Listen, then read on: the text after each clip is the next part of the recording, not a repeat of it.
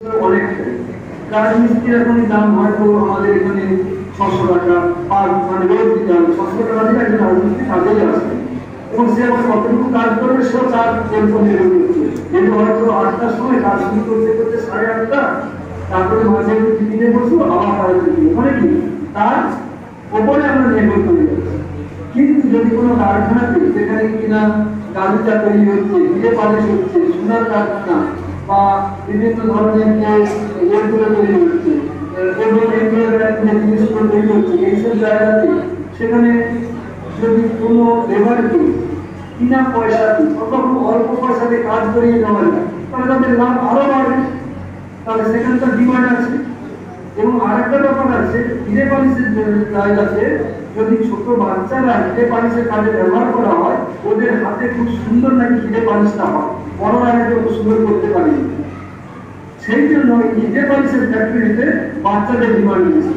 কিন্তু সমস্যা একটা কোথায়, জেনে শুনে কেউ ওইখানে কাজে যাবে না। কারণ হিরে পালিশের যে সূক্ষ্ম যে কুয়া, যে সূক্ষ্ম যে ওরে, সেটা নাকে যদি ঢুকে, হিরে খুব শক্ত থাকতে তোমরা জানো, নিশ্চয়ই সংস্থা হয় হিরে সবচেয়ে শক্ত পদার্থ।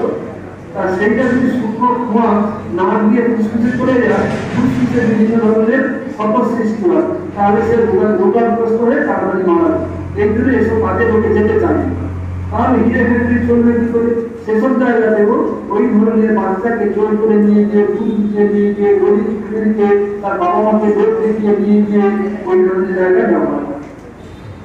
এটা একটা ডিমান্ড। আর একটা ডিমান্ড হচ্ছে, জানবে তোমরা যে অনেক সময় বিশেষ করে কলকাতা বা বিভিন্ন বড় বড় তীর্থস্থান যেগুলোতে আছে, যেমন যদি আমরা প্রাচ্যে যেতে দেখি এই আরব কান্ট্রি, যেখানে হজ করতে বহু লোকে যায় এবং যারা বিশেষ করে প্রতি অর্থমান লোকেরা ওখানে যায়, ওখানে দেখবে যদি কেউ যায় তাদের গল্প শুনবে কয়েকশো মানুষ বিকলাঙ্গ সবে চাইছে, মানে ভিক্ষা করছে। এবং হজে যারা যায় তাদের এটাই একটা লক্ষ্যে দান করলে তার পুণ্য হবে। এবং আমরাও এখানে দেখেছি যে এই কালী ঘাটে যে কালী মন্দির অথবা তারাপীঠের কালী মন্দির, অথবা যে কোনো বড় বড় যেসব ধর্মীয় স্থান আছে, সেখানে বেশ কিছু মানুষ বসে আছে এবং আমরা যারা যাই 2 টাকা 10 টাকাও আমরা দেওয়ার চেষ্টা করি। কারণ কি, আমরা মনে করি এই ক্ষেত্রে আমার পুণ্য হবে, গরিবের স্থানে পুণ্য হবে। তাহলে এই যে যারা সত্যি শিকারী, যারা গরিব মানুষ, তারা আসে, ঠিক আছে, কিন্তু এক শ্রেণীর অসৎ ব্যক্তি এই বাচ্চাদেরকে নিয়ে গিয়ে তাদের চোখ মুখে নিয়ে অন্ধ করে দিয়ে ওইসব জায়গায় বসিয়ে দেয়, তাদেরকে ভিক্ষা করায় করে সন্ধ্যাবেলা তাদেরকে আবার নিয়ে গিয়ে আবার তার বাড়িতে রাখলো, আবার সকালে এসে মুখে দিয়ে গেল। এইখানে এইভাবে তারা কোটি কোটি টাকা লাভ করছে একজন। আর ওই ভিক্ষা করছে যে ছেলেটি, সে হয়তো একবেলা খাওয়া দিচ্ছে, রাত্রিতে একটা রুটি বা তরকারি বাড়িতে দিয়ে চলে যাচ্ছে। মানে এইভাবে তাদেরকে ব্যবহার করছে। তারপরে আবার কি, বাচ্চাকে দিয়ে বিভিন্ন ধরনের যে বললাম রাস পাচার, আর্স পাচার, এসব কাজেও বাচ্চাকে দিয়ে ব্যবহার করছে। কেমন না, বাচ্চাদেরকে সাধারণত মানুষ সন্দেহ করবে না, পুলিশরাও সন্দেহ করবে না। ওই বাচ্চার মাধ্যমে বাচ্চার হয়তো জুতোর মধ্যে ঢুকিয়ে দিল, ব্যাগের মধ্যে ঢুকিয়ে দিল, যে বাচ্চাকে পাঠিয়ে দিল যার মধ্যে দিয়ে সন্দেহ করছে না, সে নিয়ে চলে গেল, ওদের পাতা দিয়ে দিয়ে করে। তাহলে এইভাবে বাচ্চাকে দিয়ে বড়রা রাস্তাকে ব্যবহার করে। আরো একটা ব্যাপার জানবে, কিছু কিছু লাগে হরিয়ানা, রাজস্থান, দিল্লি, এইসব জায়গাতে দেখবে, পাঞ্জাব, উত্তরপ্রদেশ, এবং আমিও ছোটবেলা শুনেছি, এখন খুব একটা শোনা যায় না, ভেতরে ভেতরে হচ্ছে যে উত্তরপ্রদেশ থেকে এসে এখানে গরিব বাবা মা বিয়ে দিতে পারছে না, তার 4-5টা মেয়ে বলছে, সে এসে টাকা দিয়ে, এখানে আমাদের কি দেখেছি ছোটবেলা দেখি যে টাকা দিয়ে বিয়ে দিতে হয়, মানে পণ দিতে হয়, মেয়ের বাড়ি থেকে পণ দিতে হয়, তাহলে করে ভালো পাত্র পাওয়া যায়, ভালো খারাপ হোক, যতই সে গরিব হোক আর হোক, তাকে পণ দিতে হবে।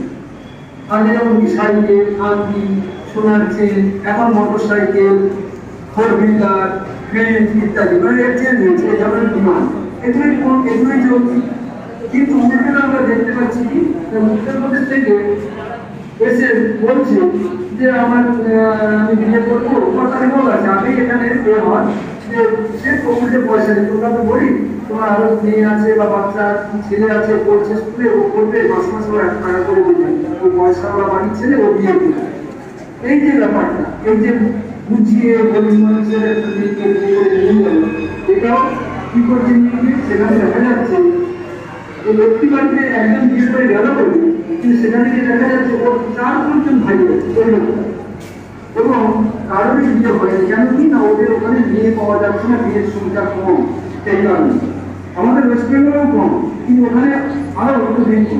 ফলে কি হচ্ছে, এবং তোমরা এখানেও হয়তো চিন্তা করে দেখবে আমাদের ওয়েস্ট বেঙ্গলে তোমার পাড়া প্রতিবেশীদের সঙ্গে কথা বলবে, একটু বয়স হয়ে গেলে দেখবে ছেলে বলছে মেয়ে পাওয়া যাচ্ছে না বিয়ে করে।